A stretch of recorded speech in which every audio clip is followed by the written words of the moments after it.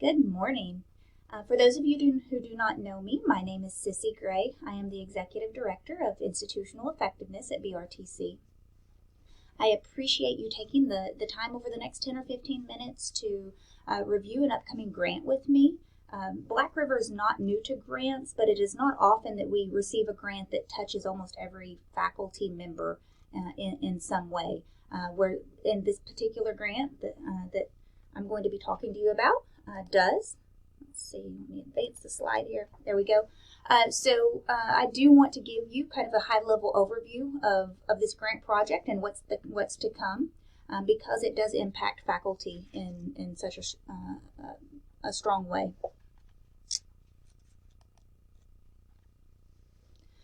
All right, so this grant title, the project title, is Building the Workforce, Implementing a Career Services Program and Durable Skills Curriculum. Through this grant, BRTC will receive over $1.8 million over the next 5 years. Year one officially kickstarted October 1, so we're about a month into year one already. The overall project goal is to increase retention, completion, and employability by better preparing students for the workforce. So how many times have those of you that sit in on advisory committees, your advisory committee members are complaining, lamenting, I just need some employees that are dependable, that have customer service skills, that are professional, speaking to all those soft skills that just there seems to be a lacking of in today's employer base or employee base.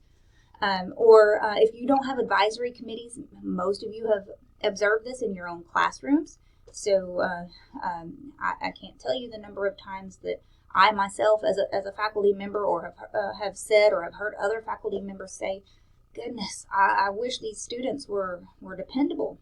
I wish they knew how to communicate properly. I wish they could." Send a proper email or text. I wish they were a little more professional in the way they dress and those kinds of things. So again, speaking to soft skills, right? And there are many phrases that have been used over time to refer to soft skills. I say that one because it seems to be probably the most well understood because it's the oldest phrase. But some more recent terms that have been used are durable skills, or employability skills, behavioral skills. So there are a number of phrases, but they essentially mean the same thing. So those skills that are very difficult to teach, but that nonetheless have a huge impact on an employee's success and an employer's satisfaction with an employee.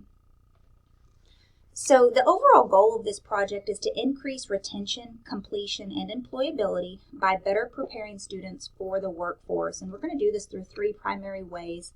One is to identify workforce and employer needs. So what are those soft skills, those durable skills that the workforce really is most desperate in need of, in particular our local, regional, state workforce? Number two, we want to create and implement a new durable skills curriculum and then an assessment process, because we need to be able to assess that it is actually effective. So durable skills or soft skills or employability skills curriculum. So creating that and then assessing its effectiveness. And then three, implementing advanced career placement services. So doing a better job, a more deliberate job at connecting students with future employers and helping them get the skills and experience that they will need to help them be more successful as they transition from student life to employee life.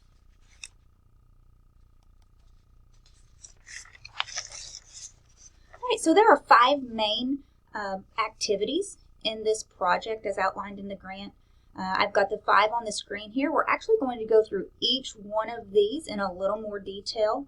But the quick overview is we're going to establish a Durable Skills Advisory Council to identify and collaborate on the durable skills needed within the current Arkansas workforce.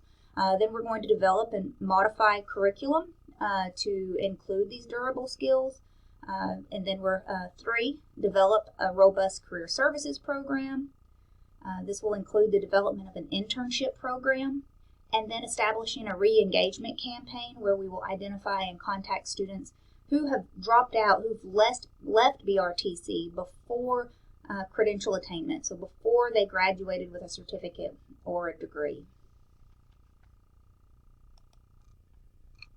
So let's look at that first one a little more closely. So we're going to establish a Durable Skills Advisory Council. So we're actually already in the process of doing this. We have several agency partners who have committed to participating already.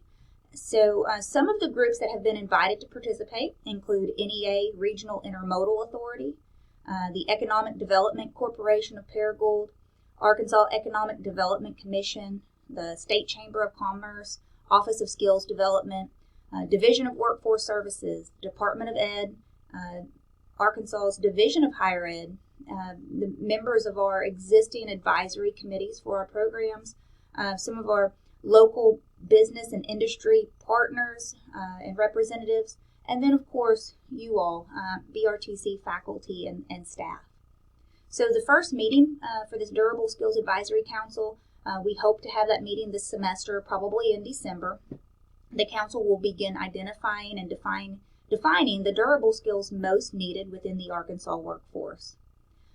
This council will prioritize those skills, with the top 4 to 5 being selected as our institutional outcomes, and those will be the skills for which we develop a specific curriculum.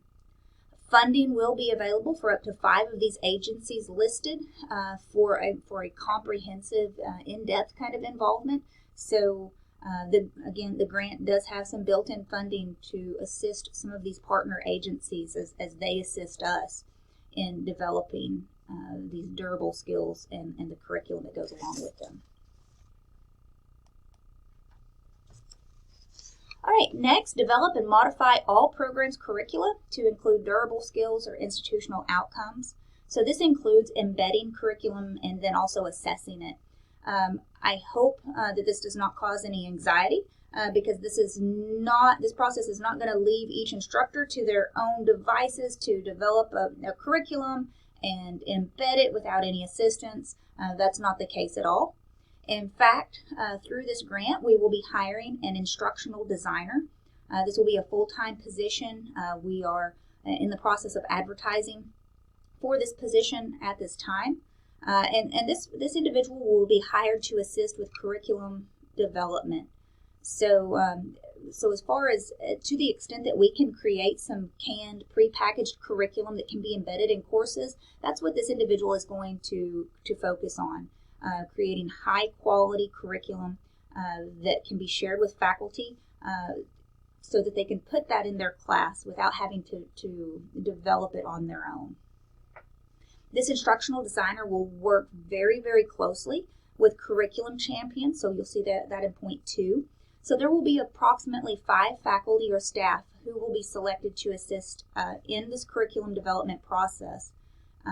Basically 1 champion for each skill that we identify. So for example, if dependability was a skill, we would have a dependability curriculum champion that would be selected.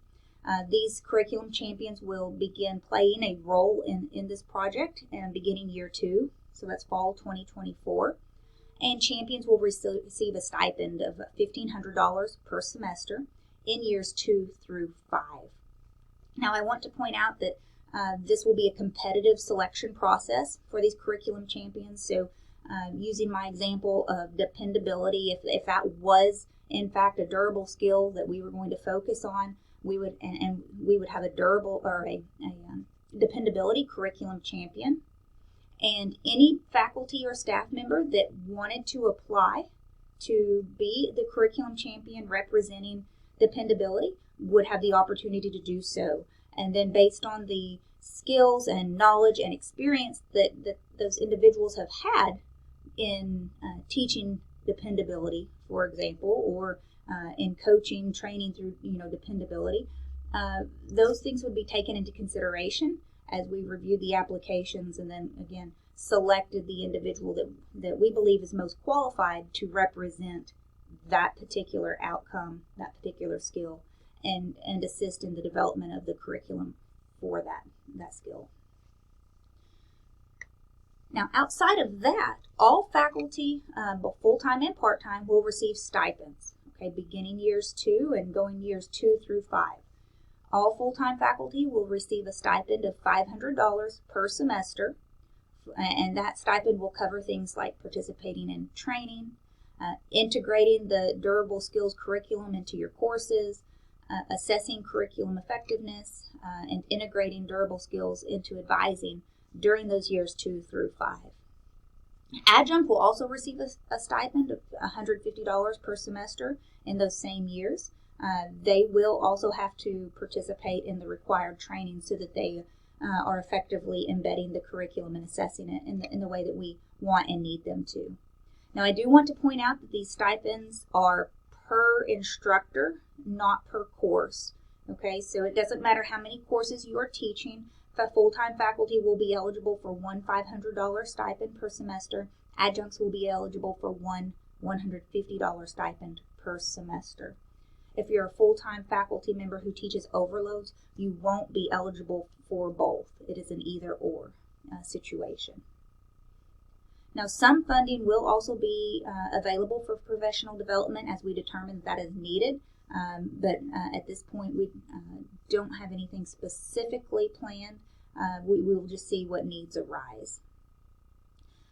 Finally, I want to point out that the outcomes ratings that we will be developing as we develop this curriculum and the assessment for it, those ratings will be recorded in Colleague much like you are already recording your Gen Ed outcomes ratings. So we will be using Colleague in a very similar manner for this assessment process. All right. In addition, we're going to develop a robust career services program and develop an internship program. So we will be hiring a director of student workforce readiness and job placement. That title may change, I'm told, but that individual will oversee the career services program that is put in place. That program will include things like planning and hosting career development events and activities, so job fairs, resume workshops, etiquette dinners, those types of things. They'll also provide career counseling. They'll track student retention and completion, and then implement and oversee a comprehensive internship program. Next, the program will establish a re-engagement campaign. So a part-time assistant for the DWSR will be hired to focus on re-engagement of former students who did not complete. And there are a number of methods outlined in the grant that will be used in an attempt to re-engage those students and promote their completion. So with that, that's a quick overview and summary of this upcoming grant. I am really excited about it. I think this is a huge step forward in helping our students, helping the employers in the area, and closing the gap that has existed for so long between the skills that we are teaching and the skills that employers and future employees need to be successful. If you have any questions, I encourage you to reach out to me or to Jason Smith. Jason is actually the grant director, so we can answer any questions that you may have. I'm sure Dr. Bain will also be willing to answer any questions that you have, and I appreciate your time. Thank you so much.